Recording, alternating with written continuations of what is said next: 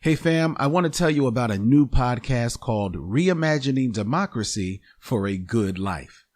We know about people threatening democracy, don't we? But there are also people coming together across racial lines to seize this moment and stretch democracy to serve all of us.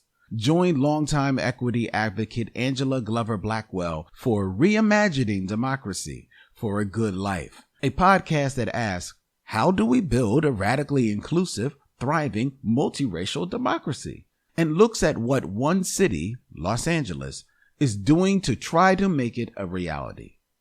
Reimagining Democracy for a Good Life is available now wherever you get your podcasts. She's one of the most important storytellers in our history, but anti-Blackness tried to make her a sellout. But she was too quick for that. She finessed the hell out of white money.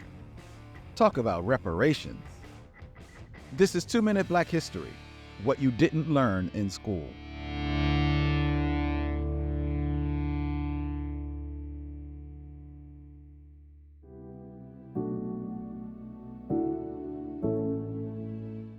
Zora Neale Hurston remains one of the most prolific writers in history.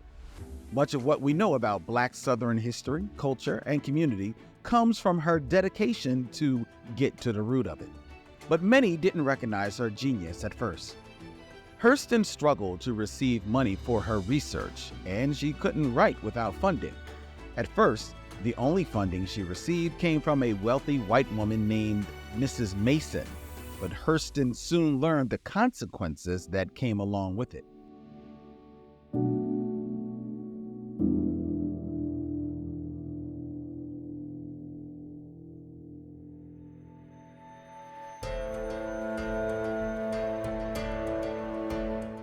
Mrs. Mason dictated when Hurston could publish her work and, even more infuriating, tried to police the range of blackness that Hurston portrayed in her writings. But Hurston didn't let this stop her. Determined to tell stories about the real Black South, Hurston took Mrs. Mason's notes with a grain of salt and finessed the hell out of those dollars to research, write, and publish the rich legacy she left us with.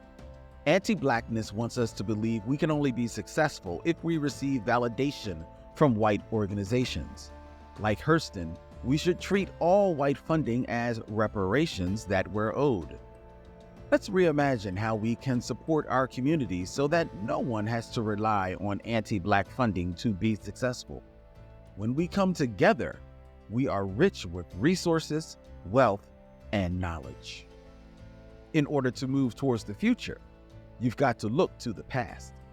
This has been 2 Minute Black History, a podcast by Push Black. If you enjoyed this episode and want to show your support, please rate and subscribe to our podcast. Together, let's celebrate and honor the legacy of Black history.